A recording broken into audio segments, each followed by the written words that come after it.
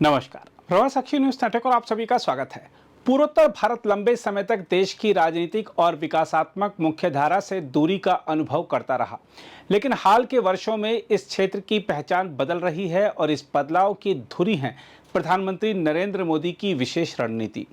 उनकी त्रिपुरा और अरुणाचल प्रदेश की आज की यात्राएं केवल कार्यक्रम भर नहीं थीं, बल्कि पूर्वोत्तर की नई दिशा और दशा का संदेश थीं। हम आपको बता दें कि त्रिपुरा के गोमती जिले में प्रधानमंत्री ने 500 वर्ष पुराने त्रिपुरेश्वरी मंदिर में पूजा अर्चना की। गर्मी के बीच प्रधानमंत्री की एक झलक पाने के लिए हजारों लोग मंदिर के बाहर जमा हुए थे। 500 वर्ष से भी अधिक पुराना यह मंदिर 51 शक्तिपीठों में से एक है। इस मंदिर का केंद्र सरकार की प्रसाद, जिसे PRASAD यानी तीर्थ यात्रा कायाकल्प और आध्यात्मिक संवर्धन अभियान योजना है, उसके तहत 52 करोड़ रुपए की लागत से जीर्णोद्धार किया गया है। हम आपको बता दें कि इस मंदिर का निर्माण महाराजा धन्य माणक्य ने 1501 में करवाया था। केंद्र सरकार की योजना के तहत 52 करोड़ रुपए की लागत से हुए जीर्णोद्धार ने इस शक्तिपीठ को नई ऊर्जा दी है। यह केवल एक धार्मिक स्थल का नवीनीकरण नहीं है, बल्कि सांस्कृतिक पर्यटन को बढ़ावा देने और स्थानीय रोजगार सृजन का ठोस प्रयास भी है। यह कदम बताता है कि मोदी सरकार विकास की धारा में स्थानीय आस्था और परंपरा को बराबर का स्थान देना चाहती है। वहीं अरुणाचल प्रदेश की राजधानी ईटानगर में प्रधानमंत्री ने 5100 करोड़ रुपए से अधिक की परियोजनाओं की नींव रखी। इसमें तातो वन और ह्यूव जैसी बड़ी पनबिजली परियोजनाएं शामिल हैं, जिनसे अरुणाचल प्रदेश भारत का बिजली उत्पादन केंद्र बनने की ओर बढ़ेगा। तवांग में बनने वाला सम्मेलन केंद्र पर्यटन और सांस्कृतिक गतिविधियों को गति देगा। इसके अलावा कैंसर संस्थान, नई सड़कें, महिला छात्रावास और अग्निशमन केंद्र जैसी परियोजनाएं सीधे जनता के जीवन स्तर को छूती हैं। मोदी ने कहा भी कि यह सब डबल इंजन सरकार के डबल बेनिफिट का उदाहरण है। साथियों, आपने जब 2014 में मुझे देश की सेवा का अवसर दिया, तो मैंने कांग्रेसी सोच से देश को मुक्ति दिलाने की ठान ली।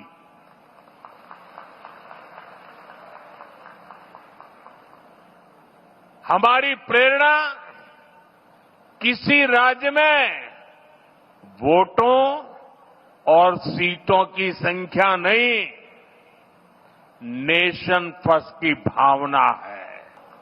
कांग्रेस सरकार के समय में 2-3 महीने में एकाध बार कोई मंत्री नॉर्थ ईस्ट आता था। बीजेपी सरकार में अब तक 800 से ज्यादा बार केंद्रीय मंत्री नॉर्थ ईस्ट आ चुके हैं। और ऐसा नहीं है कि सिर्फ आए और चले। हमारे मंत्री आते हैं तो प्रयास रहता है कि वो दूर दराज के क्षेत्रों में जाए, जिलों में जाए, ब्लॉक में जाए। इतना ही नहीं, कम से कम एक रात रुक करके जाए। मैं खुद ही प्रधानमंत्री के तौर पर 70 से ज्यादा बार नॉर्थ ईस्ट आया हूं।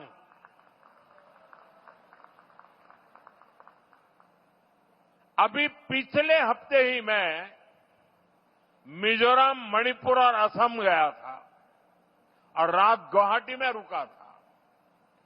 नॉर्थ ईस्ट मुझे दिल से पसंद है और इसलिए हमने दिल की दूरी भी मिटाई है, दिल्ली को आपके पास लेकर के आए हैं। हम नॉर्थ ईस्ट के 8 राज्यों को अष्टलक्ष्मी के रूप में पूजते हैं। इसलिए इस क्षेत्र को विकास में पीछे नहीं देख सकते।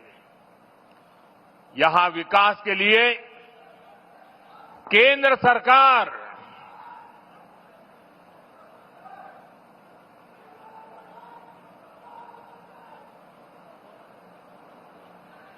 सरकार ज्यादा से ज्यादा पैसे खर्च कर रही है।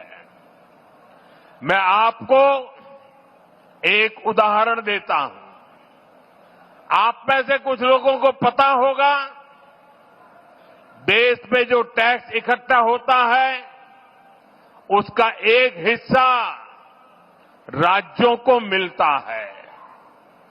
जब कांग्रेस की सरकार थी तो 10 साल में अरुणाचल प्रदेश को सेंट्रल टैक्स में से सिर्फ 6,000 करोड़ रुपए ही मिले थे,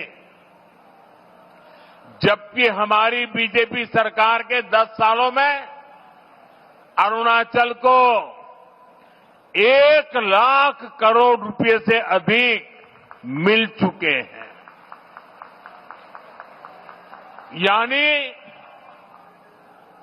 बीजेपी की सरकार ने अरुणाचल को 16 गुना ज्यादा पैसा दिया है और ये सिर्फ टैक्स का हिस्सा है। इसके अलावा यहां अलग अलग स्कीम के तहत जो भारत सरकार खर्च कर रही है, जो बड़े बड़े प्रोजेक्ट यहां बन रहे हैं, वो तो अलग ही है। इसलिए आज आप अरुणाचल में इतना व्यापक, इतना तेज विकास होते देख रहे हैं।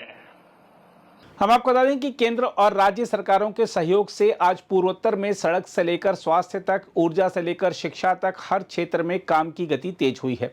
परिणाम स्वरूप यह इलाका अब पिछड़ेपन की बजाय अवसरों की नई प्रयोगशाला बनता जा रहा है। देखा जाए तो त्रिपुरा और अरुणाचल की ये यात्राएं यह स्पष्ट करती हैं कि पूर्वोत्तर अब सिर्फ सीमावर्ती भूगोल नहीं है, बल्कि भारत की आर्थिक और सांस्कृतिक प्रगति का नया इंजन है।